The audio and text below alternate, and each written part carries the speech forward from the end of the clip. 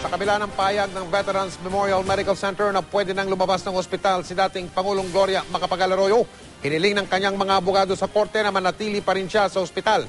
Ang giit nila, makatwiran at makatao lang na ma-hospital arrest si Ginang Arroyo. Sa loob daw kasi ng 1 linggo, 3 beses siyang sumasailalim sa therapy sa VMMC.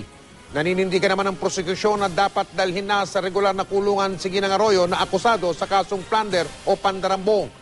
Ayon naman sa Sandigang Bayan, mananatili muna si Arroyo sa BMMC hanggang sa nakatagtang pagdinig sa mosyon sa Huwebes.